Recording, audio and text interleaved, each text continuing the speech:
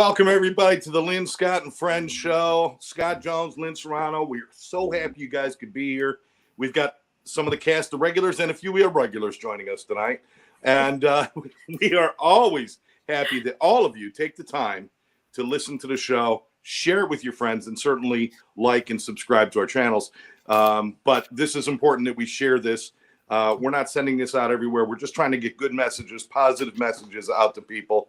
And it's a labor of love for all of us to do this. So please, and if you want to make comments, please comment. Even if you comment on the replays, we will read them. So please comment. With that being said, we've got some of our regulars. Rex is with us, of course. John Horton, Barry Selby, Kellen Ann, Sandy Archer, and we got a new guest. Lynn, tell me about our new guy.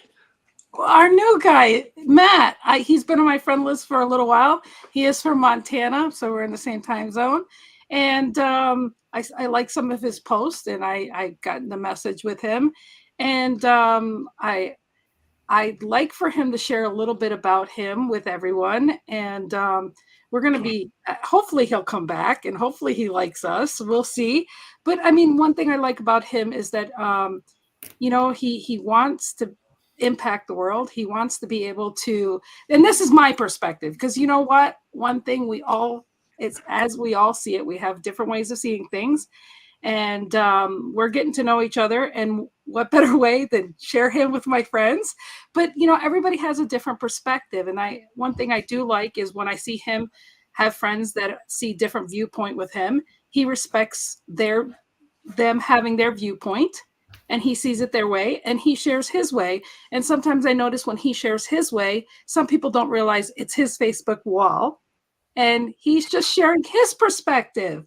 And yet I notice that he doesn't mind their perspective and their criticism on his perspective.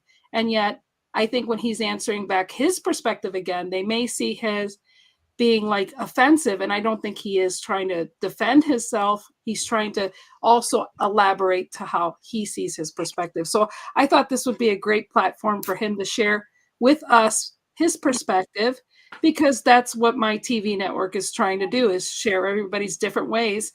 And here we respect everybody from having their own perspective. So I felt that we should invite him here, because he's doing great things. I mean, he's like all of us. We've all have paths, and he's taking a different path from where he's been. And I'm not going to take and step on his toes. I want him to share a little bit about it. And I want to commend him from where he's been. And he's very open and honest where he's been. And I love that about him already.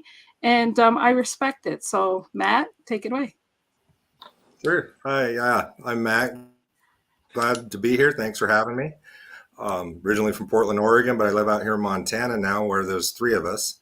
And as we spoke about earlier, but I'm a doctoral candidate with Montana State University Bozeman, history and philosophy. I'm also the chair of the Carbon County Historic Preservation Commission up in Red Lodge in my county. So we preserve local, buildings, roads, artifacts that have been created by humans, and try to get them out there for the public to be able to enjoy, and for future generations as well. My work centers around Native American experiences in the American West, and in that I've discovered that we don't all appreciate each other the way we should, and seeing some of the things that happen in our communities and all that. And so I try to as Lynn pointed out, express that we all have a different perspective, and sometimes how we look at other people is exclusive. We exclude people from the rest of society and our culture. And so I'm trying to bring everybody together to where everybody can enjoy the same rights that each and every one of us has, the seeking life, liberty, and the pursuit of happiness, and all that's guaranteed by our Constitution. So that's kind of where I come from, and just a peek into my perspective. Wow. We appreciate that. I love the exploration into Native American culture and stuff too. I spent a lot of time up in New York with the Onondaga Nation, and in New Jersey with the Lenapes, and learned a lot more from them than I ever learned from public schools. I'll tell you that. Amazing the way they teach that everything is generational, everything is stories that's told from person to person, and it's something that we've lost in our culture is respecting our elders and bringing this information down from person to person and coming together as a tribe. We've lost a lot of that, so it's beautiful to see somebody really looking at that. So we appreciate you, Matt. Thank you. Sure. All right. So, shall we? What? Our topic. Oh, okay. Our topic. Let's talk about our topic. As always, we try to tackle topics. And again, I want to remind people, if you're listening and you like the show, and hell, even if you don't like the show, comment. And if you got a topic you'd like us to discuss, please bring it up. You know, we cover a lot of different things. Today, we're talking about taking responsibility for our world. Now, if you want to discuss it globally, that we're all responsible for the health of our planet, we can talk about that. I was really thinking more about our personal worlds. The people I work with, my family, my community, myself, taking responsibility. Stop spending time looking for people to blame. We're in the perfect season for that because we got a year of elections and commercials where we get to spend all the time in the world blaming everybody for every problem we have. But I'm talking about taking personal responsibility to say, if I want the world to be better, it's my job to get up and do that. If I want people to live in harmony, I need to bring harmony. I need to bring peace. If I want understanding, I got to show understanding. We have responsibilities. Sitting back and expecting others to do for us, that should end by the time we are toilet trained. We need to learn how to do things. And unfortunately, we have carried this childlike, everybody's got to do for me, and I do for nothing, that we brought that into adulthood in a lot of ways. And that's got to stop. We need to be responsible. Stop blaming and start looking for what can I do to be part of the solution. That's what I want to talk about today. I know it's not a popular topic. Most people fail at things not because, I'll tell you now, for recovery, addiction and alcoholism and recovery, most people fail not because they're afraid it won't work, but because they're afraid it will work. Because if it works and I stop drinking, it means I've got to be a responsible human being. I've got to go to work. I got to pay bills. I got to be nice. I got to do all these things. And it's so much easier when I just get to be drunk and blame the world for my problems.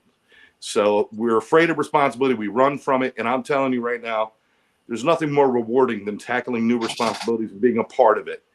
Because responsibility doesn't mean it's a job. It doesn't mean it's a toil. We use the word responsibility. We immediately think it's a bad thing. It's not. You know, it's part of what enhances who we are and makes us feel like we're productive human beings. It's a beautiful thing. So let's just run with that. If anybody wants to jump and go first, just start talking and we'll put you in the middle. Or we'll sit in silence for a half hour. Matt, do you want to say anything?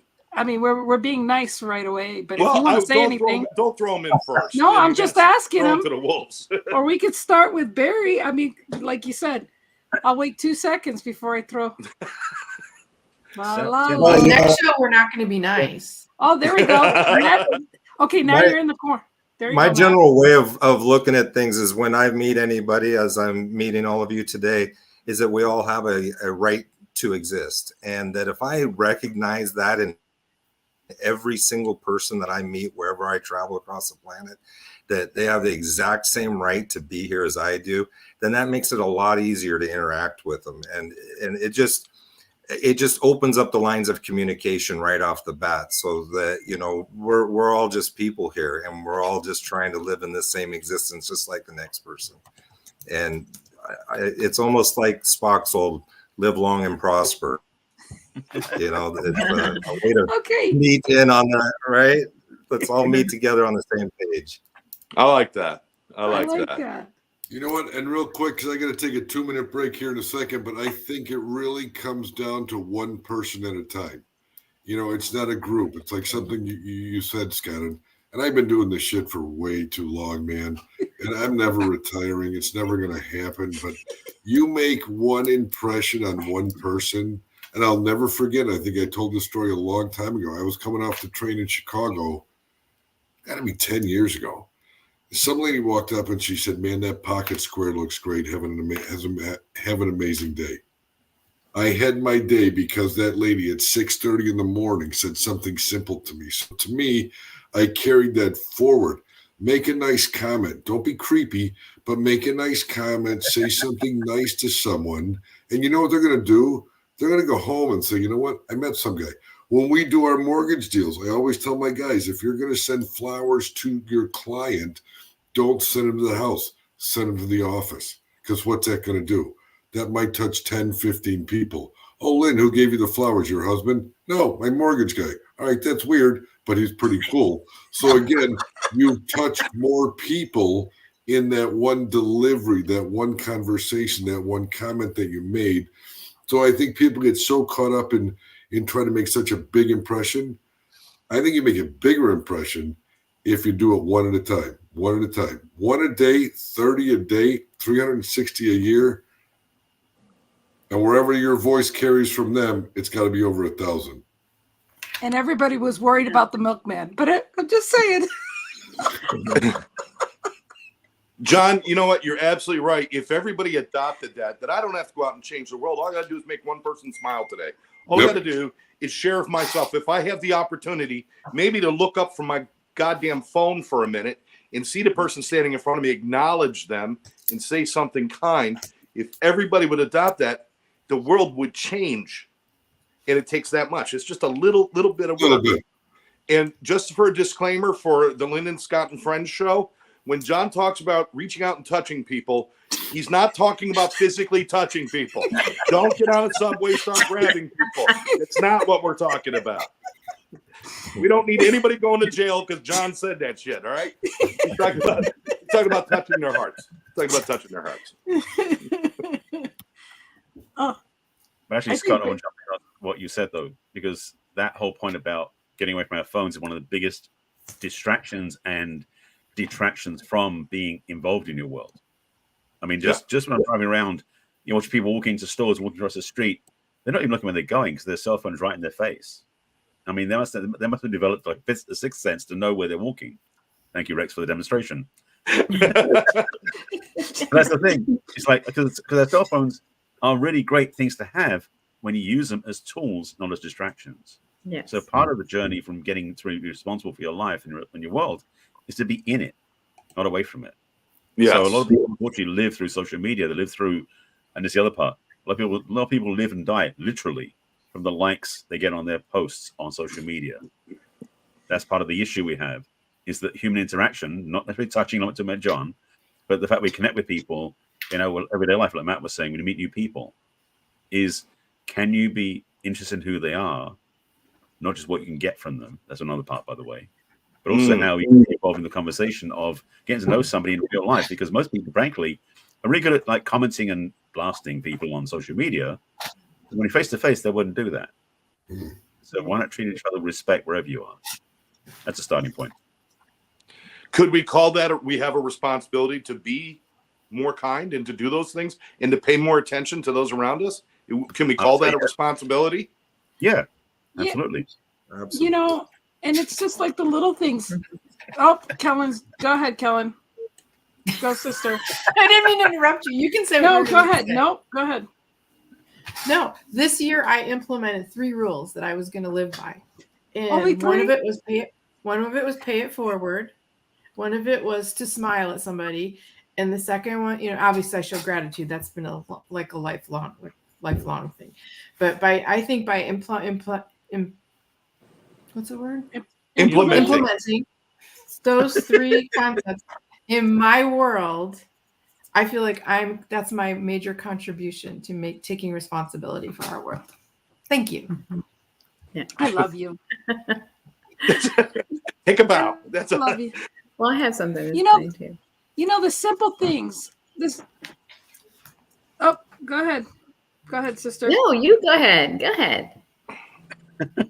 I was just going to say the simple things is, the simple things of just like saying happy birthday to somebody or sending. I even got a 7-second clip yesterday from somebody who's been my friend that I've met in person for like 6 years now. And they actually this time took time, 7 seconds, because I could see the little counter, 7 seconds to say happy birthday, Lynn. You know, I'm thinking about you. And it was just like, that 7 seconds just meant the world, because I know that The last 7 years of being friends, they never took that time. And it's so funny. Like, and then what's funny is you get like over 500 birthday wishes. And what's funny is they mean a lot, but even the daily people you talk to, you notice when they don't say happy birthday. So it does. But what I'm saying is it makes that much of a big difference to you because it's a little thing that is a big thing. So take that second just to say those things and say happy birthday. It's okay, Barry. I noticed you didn't put our picture up for a happy birthday this year. That's okay. No, just kidding. I love you, Barry. No, but a quick point on that before Sandy goes. The thing about social media, particularly Facebook, is one of the gifts it has is you get notifications every day of whose birthday is coming up. Yep. I think a lot more people wishing people happy birthday because of Facebook than did in their outside life. I'm now making a diligent effort when I get people's like Facebook reminders that their birthday is. If I have them my contact in my phone, I'll add it to their contact in case. Yeah. You're so good about that. You're so good about that. I wish you would have noticed my birthday a little sooner, though. I know. Well, but that's the thing. I love when he says happy birthday to people. I try to say happy birthday. Remember, on West Coast, it's about 3 hours behind some people. But he's real. But you know what? It's okay you didn't do that for me this year because I know you do it for everybody else, and I love that about you. He didn't do it for me. That's okay. But I met him in person. We got a picture together. But that's okay. Sandy, I noticed he does it for everybody, though, and I love that. That's great. Wait, so to continue, Kellyanne, are you literally doing the Brady Bunch thing? Because when you looked at Barry, he was this way, and you put your hand and did this, and then when you were talking to Lynn, you did this. Are you really doing this? Yeah, she does. Yeah, are you doing it on purpose? So I was going to talk about taking responsibility. I can talk to Sandy like this. That was amazing.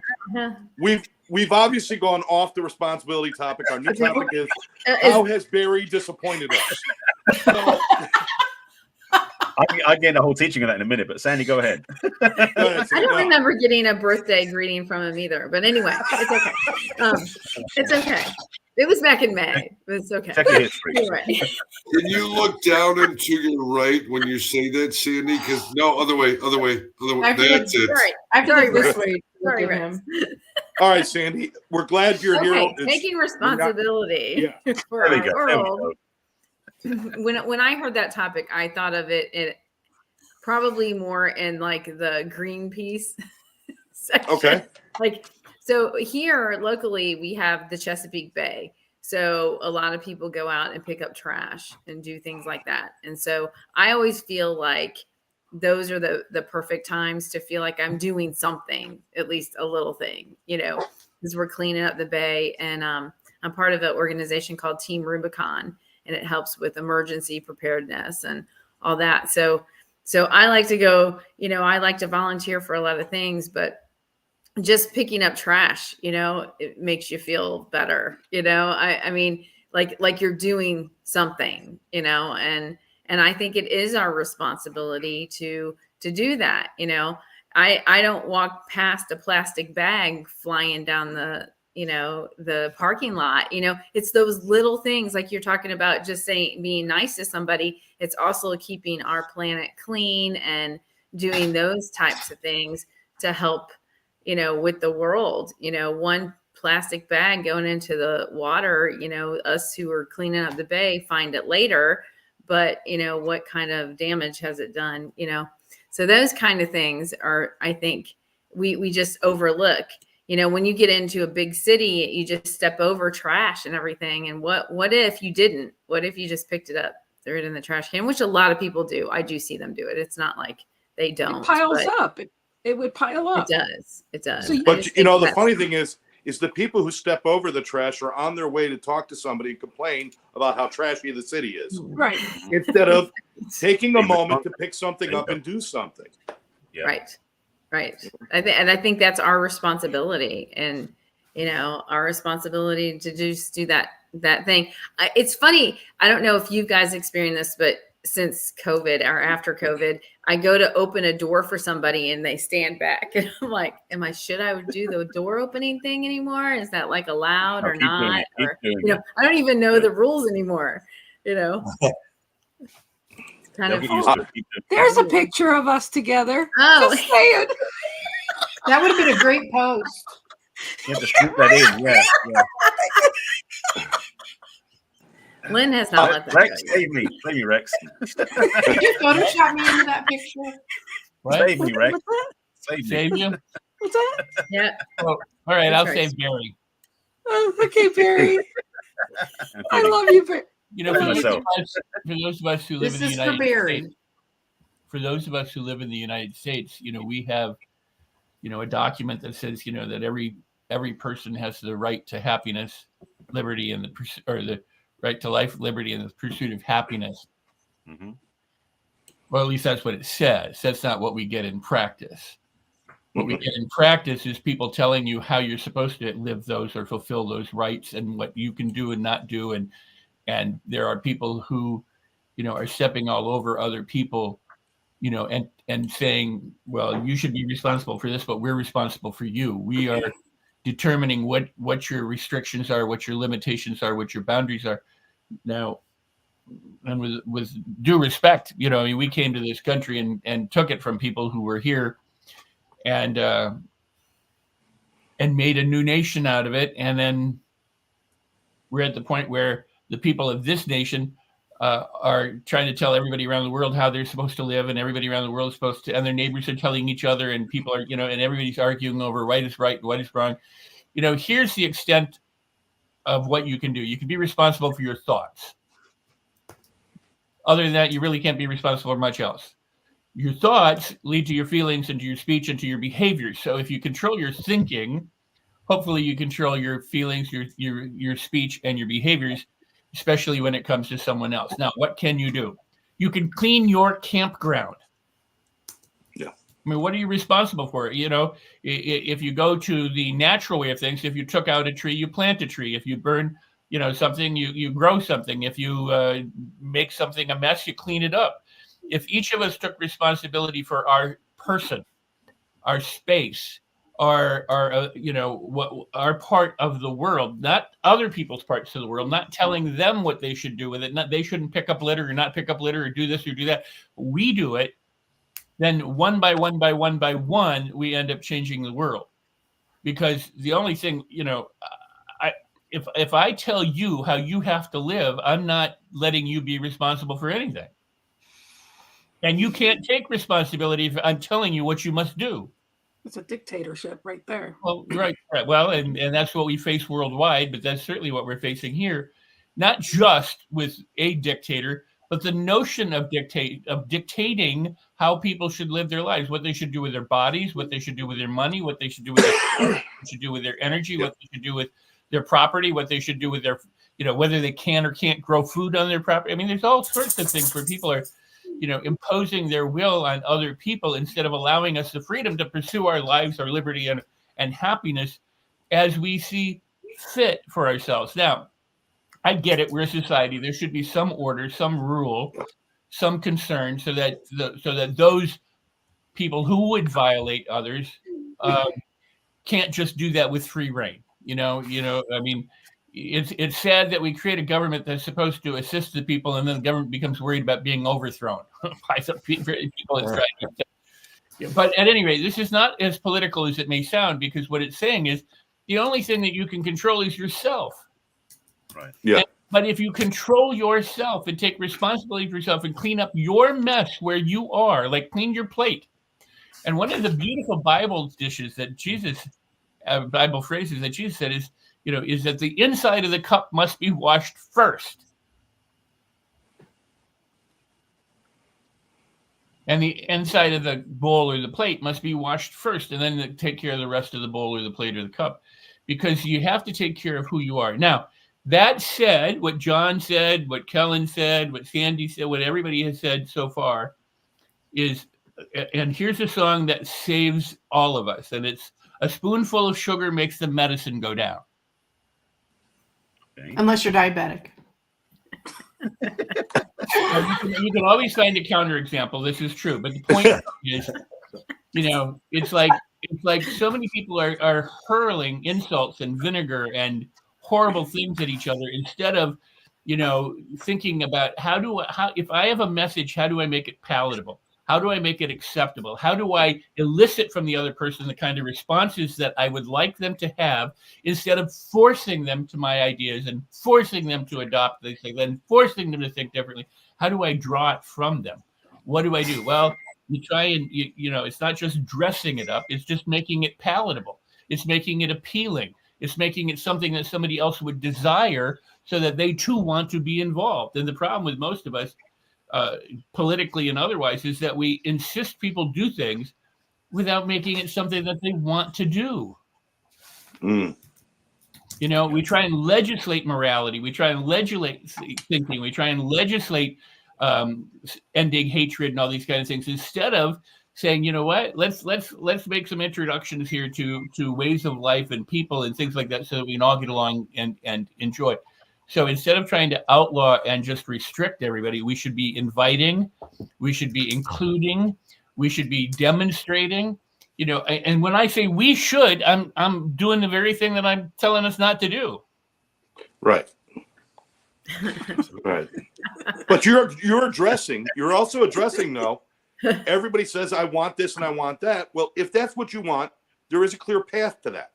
It's kindness, it's responsibility, it's this stuff. You started with the most basic principle, which is your thoughts, you're responsible for your thoughts. If you don't like your thoughts, you're responsible to change those thoughts or to do something different. But your thoughts become words, your words become actions, your actions become habits, your habits become your character and your destiny, and it goes on. But it all starts. And there's people out there that are brutal, people out there that are mean or unkind or judgmental, and it all starts with their thoughts, but they don't even take responsibility for those, because it's either I think that way because of what happened to me, so you're in a victim mode, or that there's nothing I could do to change it, and you become powerless. Everything can be changed, but Rex, you're right. The most basic thing is you can't heal anything until you heal this. Until this becomes peaceful and loving and kind, what do you expect things to happen around you? It won't be. But that's everyone's individual responsibility. Yeah, it's not fair for me to go around and say everybody needs to hold hands and sing Kumbaya. That's not fair for me to do that. But I could say, boy, in my world, I'd love to see that happen. Who wants to join me? That's the best I could do. Right, Rex? Well, right. And the other thing is when you start controlling your own thoughts so that they are, optimistic and positive and beneficial for yourself, that you want to live a happy, healthy, wealthy lifestyle, then you allow yourself to extend that to other people. Because there are people who will come in and they'll go to a campground and they'll take advantage of it. They'll leave it, in disarray, and then someone will come in and complain about those people who did that and how their job is now nastier. In other words, that's again another thought.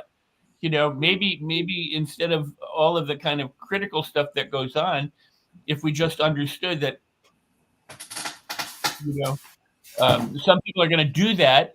So instead of blaming them, how do we change ourselves to clean up the mess? It's what I had to do when my daughter was young. She soiled her diapers. I didn't go, you stupid little brat, for soiling your diaper. For God's sake. You know what I mean? That was part of what it was. Well, some adults are no different than that child when it comes to the way they live their life. They just do it without thought, without care, without whatever. And then we blame them. And you know what? It's that saying of Buddha that when you're angry, it's like drinking poison, thinking it's going to hurt somebody else. And it's just hurting us. If we're mad at the world for not doing what we think they should be doing. Exactly. And guess what that is? That's a projection from us because we're not happy with. That's right. We're not doing. We're part of the problem. Absolutely. That's the thing is, we like you're saying, the campground, people will be saying it's their responsibility to do it, not mine. So they basically disown the value of doing something themselves. It's so true. It's like the things we can do in the world, like you're saying, Sandy was saying, opening the door for people. We can go beyond our own space to help other people. As simple as that. Putting money in somebody else's parking meter so they don't get a ticket. That sort of thing can be fun. Oh, but don't let a cop see you. Don't let a cop see you. Yeah, you'll get in trouble. Yeah, it's just like management telling you that they want something done, but they don't want to start it by starting the line. They want it to be started by the employees. So I'm gonna get a couple of illustrations of that because I was listening to the radio this morning on my hike, and there's a school in LA because the radio was talking about this, where the school teacher decided to help the kids do something different because food waste is a big thing in America. Like, internationally, it's a big issue. A lot of food waste. People throw stuff away half eaten, goes to landfills, create methane, big problem. What they decided to do was take all the food the kids left over from lunch and create a compost, like one of these big, like 5 foot tall, like compost dome things. They've generated over 5,000 pounds of compost. And the funny thing is, the kids are involved in it. And so when the kids got at the end of the time, when they're going to take the compost out and put it into the flower beds and everything in the school, the kids smell it. It smells like dirt. It doesn't smell like manure. It smells like earth. And so they're making a difference just in their school. But the thing about that is the kids then tell the parents, and it starts to trickle out. So that little project is starting to expand and make a big difference. Something I got involved with about a month ago. I'm starting to do every Saturday now. There's a group. I've got the T-shirt, Afro Active. If you see, I've actually got it this way. Oh, cool. Oh, that's neat. Oh, I love it. Yeah. Basically, this guy from Kenya who lives in LA now, he started back then in like 2010. He started 3 years ago. His wife is American. This project where we go and take food bank food and distribute to lower income families. And I started doing this about a month ago. And now I'm addicted to it. So every Saturday we get together, we unload the food, we distribute it to cars lined up, like 70 or 80 cars, and about 35, 40 people lined up with boxes of food every Saturday. And the thing is, that's 2-3 hours of my time per week. Yeah, I may get some calluses, I may get like some bruises, but that's the only expense on my part that I have to do. But the difference it makes to other people. So we have opportunities around us, abundant opportunities around us in cities, in country, where we can do things to make other people's lives better. They don't cost us anything. So why not be generous with your heart and your soul and do something, make a valuable effort, Well, I love that. if you look at kids things like 4-H club and stuff like that, where they get kids involved and they end up with animals or whatever and taking care of livestock or something, you end up with, granted there are always going to be exceptions, but you end up with more people who take better care of themselves and the world around them. And it's by inclusion and it's by example, it's by demonstrating what can be done.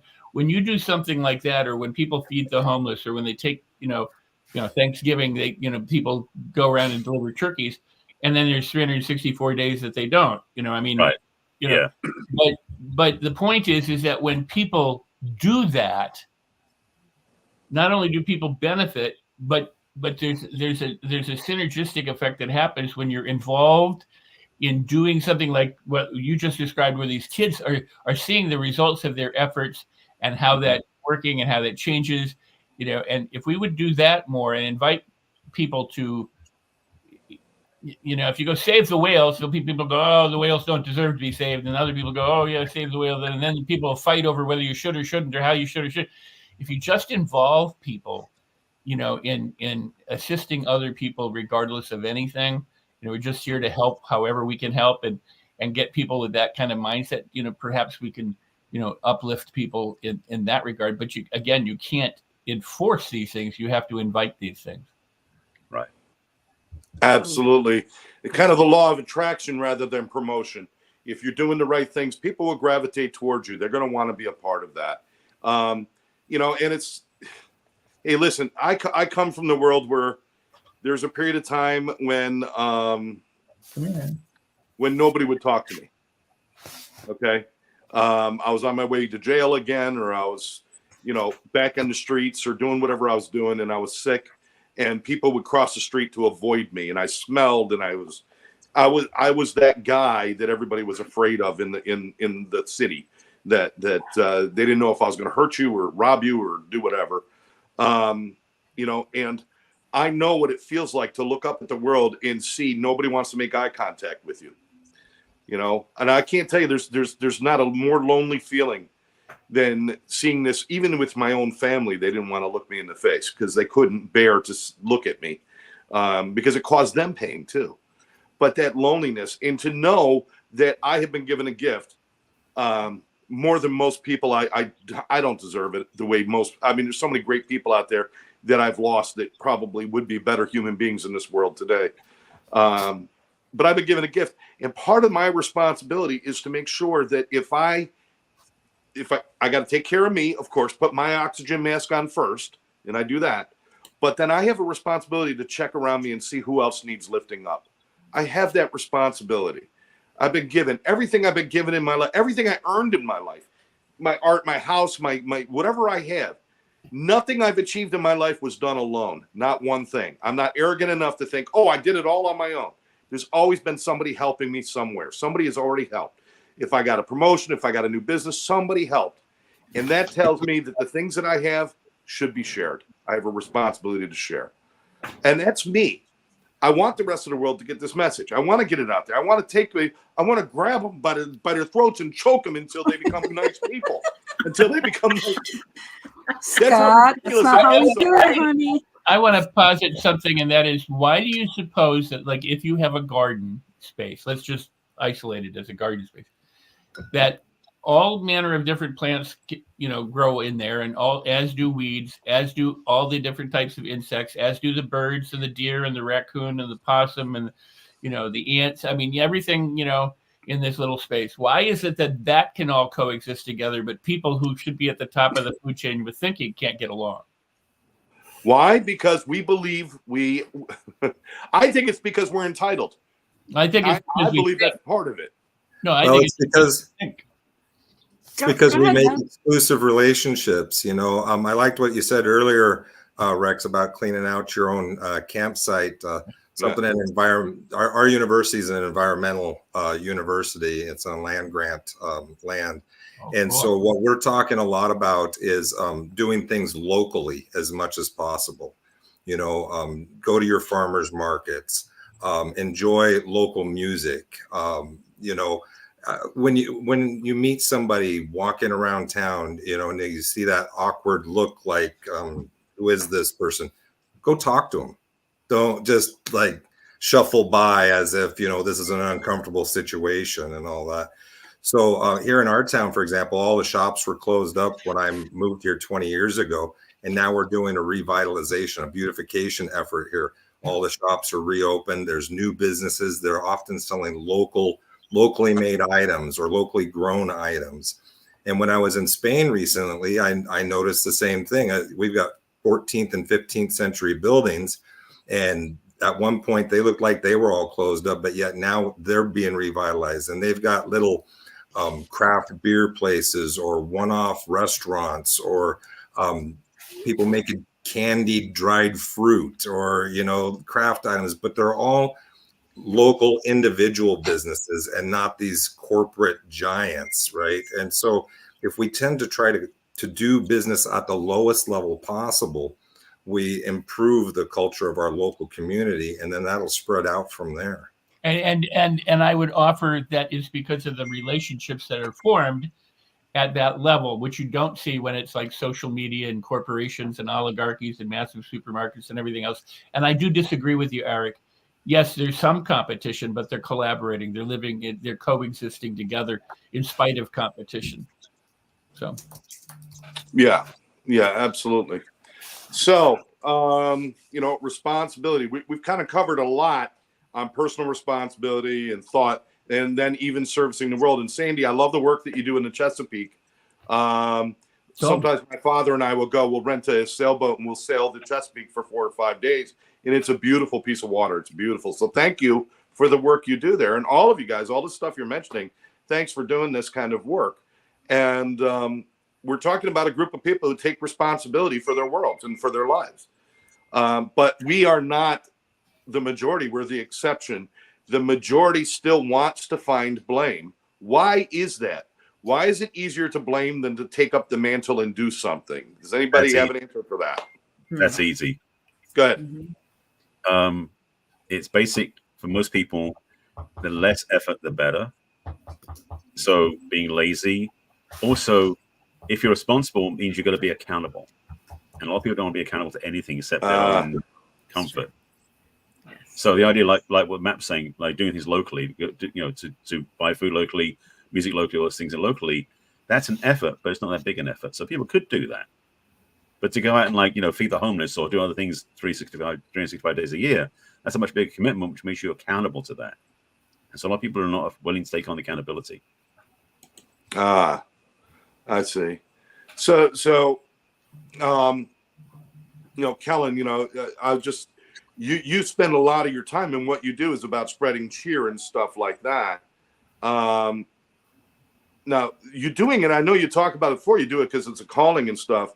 But is that part of your responsibility to do that for other people? Is that something you take on and become accountable for that?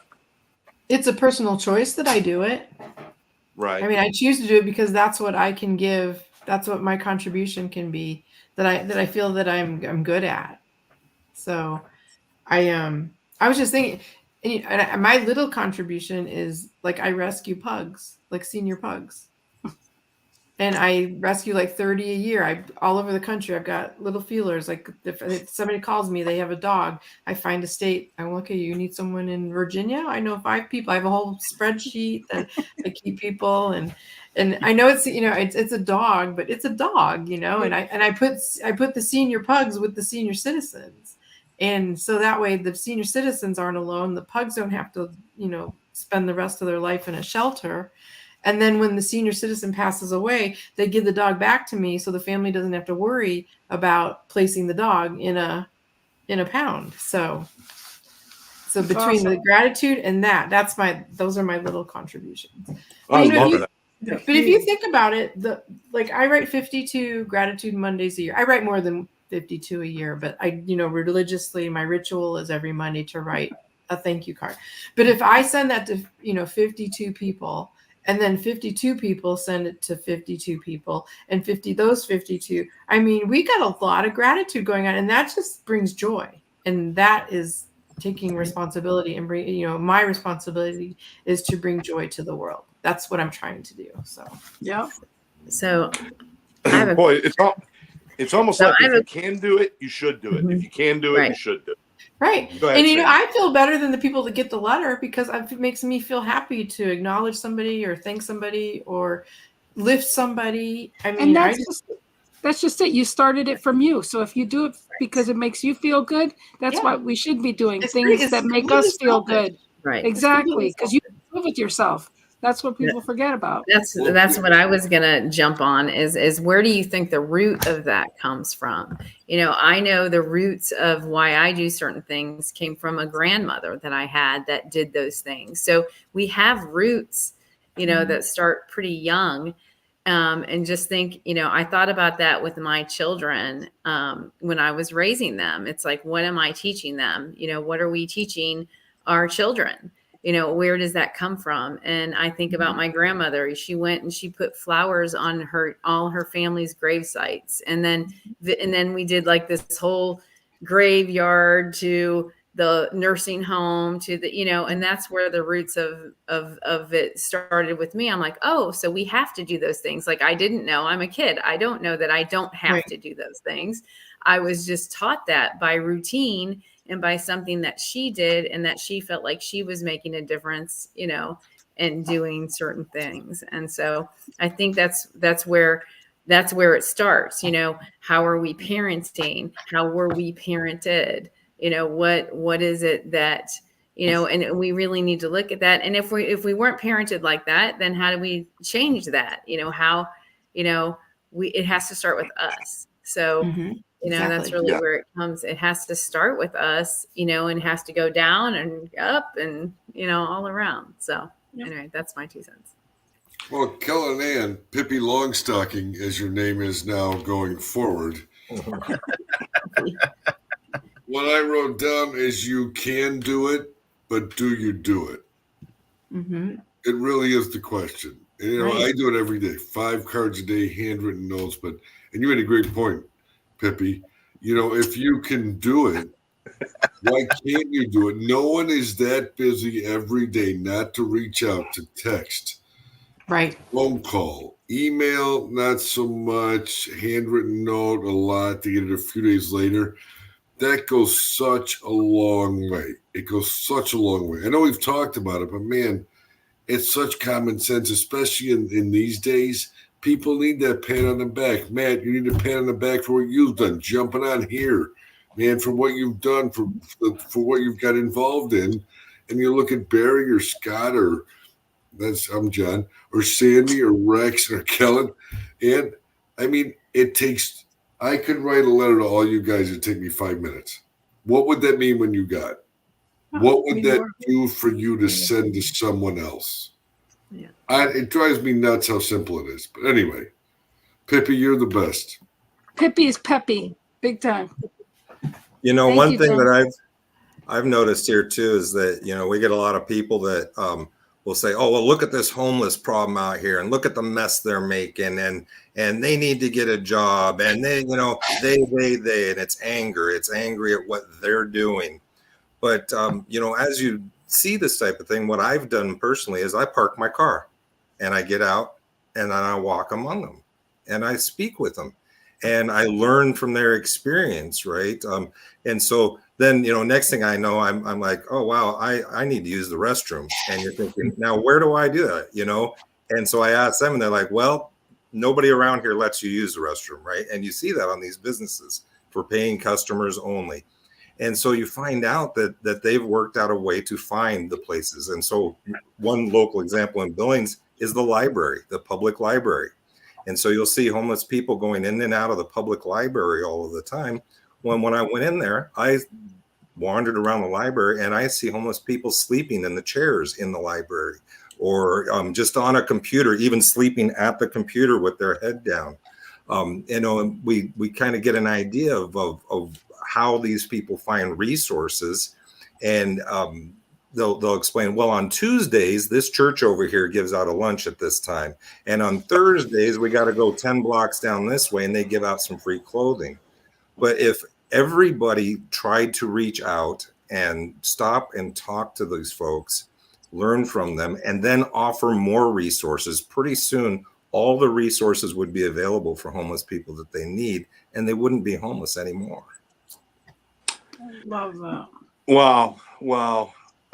We're getting towards, we got about 13 minutes left, which is going to be, it's time for Callahan. It's time for the rally cats. We need to rally for the end here. Yeah, Matt, at the end, we try to go around and go ahead, Scott, explain. You know, just kind of wrap up thoughts. One thing I want to put in everybody's head for a moment is I know, and I hear this a lot from people, is that what I do doesn't make a difference. My vote doesn't count. What I do doesn't make a difference, you know, and they're overwhelmed. Like I can't solve the homeless problem. Nobody's asking you to solve it. But if you give one person something, then somebody else can take care of the next person, then the next person. I think it's a story. Barry, maybe you could help me because I know you're so good with these stories. There's no horses involved. Don't worry. We have inside jokes here all the time. About the starfish, the beach and the starfish and the guy throwing them back. I don't remember exactly how it goes if somebody wants, but that's one thing makes a difference. Go ahead, Barry. Well, basically, this guy walks down to the beach and sees this kid like grabbing starfish to throw back in the ocean. Apparently, because what happened is all the starfish came up on the shore because it was that season, whatever it was. And so this guy goes, the kid's crazy. He's throwing them one at a time. There's thousands of these damn things here. And the thing is, he goes to the kid and says, "What are you doing trying to throw it? You can't get all these starfish back in the ocean because this doesn't matter. It matters to this one." Throws in the ocean, and to this one in the ocean. So it's about relativity. It's about you can make a difference where you are, kind of what Matt was saying earlier. Do it locally. Yeah. And I think people get wrapped up sometimes in the whole world's problems instead of saying, like Rex said, change your thoughts. That you can do. And that will have a ripple effect. All these things will have ripple effects. Doing one act of kindness can have a ripple effect. And people run from their responsibility because they look at the whole thing. Just take your piece. Just take your piece and do what you could do. So let's wrap up. Rex, you want to start? Let me add to that, and that is the idea that my vote doesn't count. I'm only one, and everything about that's a thought. Right. Exactly. That's why we have to take control of everything. And people go, "There's nothing I can do." Well, how did you come to that conclusion? Well, because those are all thoughts. They're reasons that we provide, but they're all up here. You know, you may look at the world and decide because you don't see everything. You only see what you notice, that you're aware of, that you see. And if you're focused on the problem and the issues and the things that are wrong, it's like what you resist persists. So if you're going, this is why I take umbrage, if such a thing is possible, when people say you must change your limiting beliefs, I go, well, how did you come to that belief? But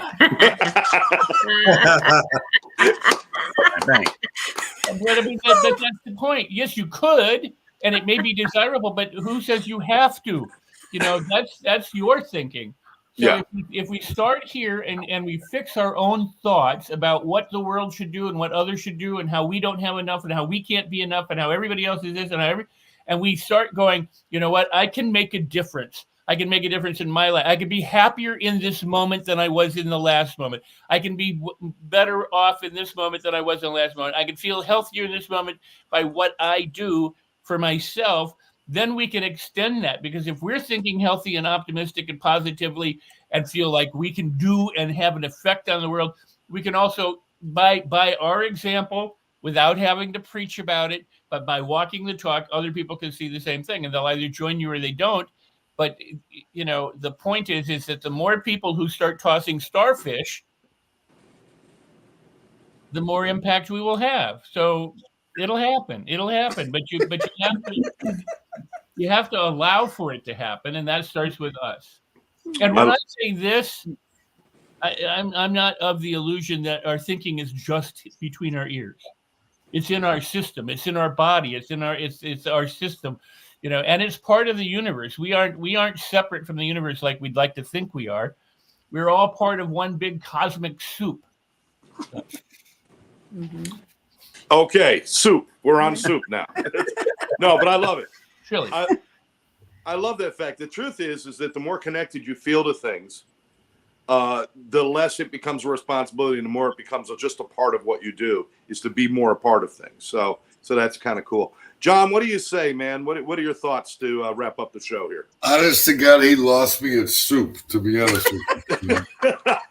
I have no idea where we're going. All I'm saying is it's amazing how you can get a bunch of people together, have the same common theme, and share the business, share what's happening, and share being positive, especially this time of the year. You know, if you get people out there that are, you know, you get people now that are bummed, you see Facebook posts, you see LinkedIn posts. I really think what you need to do is send them a post to make them feel positive, because this time of year is bad for a lot of people. Don't make them feel bad, please. But I was looking at my notes, Scott, and they're totally screwed up after all this conversation. I have no idea. I mean, there's things. My biggest thing is do it, man. There we go. Stay with people. Stay connected with people this time of year. Matt, thank you so much for coming on. Honestly, there's so many people right now that need help. Don't forget a goofy Facebook post or a goofy LinkedIn post. It may be goofy to you, but if you can make someone feel better about themselves this time of year, go ahead and respond. Have a great Christmas, guys. Love you, John. Love you, John. Sandy. Oh, All right. Sandy. It looked like Barry for a minute. Anyway, so like you guys are all, just do it. You have to make a decision. You can't change your mindset until you decide to. You can't do anything until you decide to. You know, what is that's going to make you decide to do that? It has to come from in here. It has to be in your heart. You know, like Rex was saying, it's all connected. So we just have to make a decision here, and then go forward. So that's all I gotta say. Oh. I love that. Kellen, you look like you've been writing, babe. I have. I always write. But I'm, once again, short and sweet. It all starts at home and within your heart. Be kind, pay it forward, show gratitude, and smile. I love you, Kellen. Wow. All right. Barry. Oh, no. Boy. Top that, Barry. See, Barry's in a unique situation because he works with relationships. And when relationships go south, it's always about blame. 50 ways to leave your lover. I mean, 50 ways to keep your lover or something like that. To love your lover. Love your lover. So to speak to that point, one of the biggest challenges I think a lot of us face is that we don't necessarily accept or appreciate or even understand other people. I was on a podcast yesterday that'll be launched later this month, talking about leadership and about relationships. Most people, unfortunately, when they get to a certain point, just look down on other people. I talked about servant leadership, as a book by Greenfield from many years ago. The idea being is that when you are in the front to lead, your job is to make sure that everybody behind you gets led in a way that they can lead themselves. Meaning that when we're out in the world making a difference, we don't do it just to say, look at you, you're down there, I'm up here, I'm helping you. It's like, no, how can I help you lift up? How can I help you step up? When we go feed the needy families, they whatever the lifestyles, we don't know, but we know we're touching their lives and making them feel better. And it's not about us being like, I'm taking care of myself. I don't need anything from you, but I can help you, so you're worse off than I am. That's not the mindset. Truly making a difference and being responsible for our world is to realize that everybody, like we said earlier, everybody is worth being loved, worth being liked, worth being respected. So I guess bottom line is, can you respect everybody around you? There's your homework. Absolutely. Wow. Now, Matt, thank you so much for being here. I hope you want to come back and be with us. Sure. Thanks for having me. Yeah, all I can say is, it's easy. We all know how one little thing can ruin your day. And so what I try to look at is try not to be the ruin in someone else's day, right? Try to be the light in their day. And if you can make one person smile, that's one more person that wasn't smiling before that. Absolutely. Before we wrap up the show, we've got a minute or two. Are there any events we have coming up? Rex, I know you're involved with a lot of different events. Is there anything coming up that we need to know about? Well, I just amended the AI and mental health. So what we're looking for right now on the 10th of January around 7 p.m. or 7:30 p.m. Pacific time, we're gathering people who go to aimeetsmentalhealth.com, aimeetsmentalhealth.com, watch a short video, and we're looking for collaborators, because ultimately, we talked about this a little bit, where AI has affected the insurance business and other things, and so it's going to be maybe calling the shots about what is good or not so good mental health, and how that's healthy lifestyles, or healthy people are treated or not treated. So we have an important symposium coming up on the 10th of January. Dr. Fred Moss, psychiatrist Dr. Fred Moss, and myself, and others. So please go to that website that I gave. Check it out. Okay. Huh? We'll check that out. And see if it's for you. If you want to be part of the contributing, group of people who are going to do that. We will be doing other things, but this is the first meeting of where people can collaborate and talk about issues and or potential solutions or upside, downside of everything. So I hope you'll join us then. Other than that, happy holidays. Lots of good things coming up and around. Many holidays, Hanukkah's, Christmas, Kwanzaa, all the different New Year's, all the different kinds of things. So you got something? Because then I want to wrap myself up and wrap yourself up. You're going to be on my show this weekend. Oh yeah, when are we doing it? At 10:10 on Saturday, 10:10 a.m. Oh, the writers. Your writer. What's it called? Spotlight. This Saturday, correct? Yes, absolutely. Thank you. We had it scheduled, and she went off cruising. I know. I was. And eventually, he's going to be on the bright side of things too. At Lynn's BS. We love that. We postponed. Awesome. Yeah. So to wrap up the conversation, as a parent, when a child is young, we feed it, and you know why we feed it? Because we have to. Because it can't. Well, because it doesn't know how to eat. It knows how to feed, but it doesn't know how to eat or get food for itself. Now, as the child gets older and it starts putting things in its mouth that it shouldn't, we stop it, right? And why do we do that? Because it doesn't know any better. It learns by doing it, and if it takes a poison and dies, it's that learning curve ends. So we try and prevent those things. But the point is, it can't do it, or the child can't do it, and or the child doesn't know any better. Why do we assume that adults should know better, know how, and can do the things because they've reached a certain age? There are plenty of people in the world who, yes, they might be able, should do, blah, blah, blah. but they don't. So it's up to us to help people around us do the things that they don't know how to do or what they can't do. And if we invite more people and elicit from people, good things and wonderful feelings and cooperation and harmony and collaboration, and get people involved in helping people, and I'm not just talking about educating, we're talking about it kind of a systemic thing here, is that you'll see transformation, because people, like everything else, want to grow. And they want to be productive. And when we talk about things like lazy and this, that, and the other, there is a law of the universe, which is a law of conservation, a law of least effort. So if somebody doesn't want to do much, they're just exemplifying that least effort.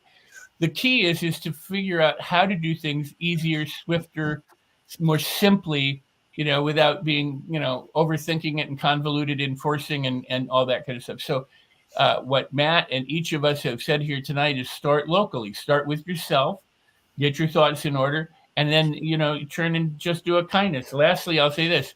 My dogs know how to make me feel good. I come home, they know how to make me feel valued and loved and cared for every time I leave the house and come back. Even if I just walk down to the end of the driveway and come back, they're like, "Oh, you're back. I can't believe you're back." And Rex, can you tell everybody what kind of dogs you have?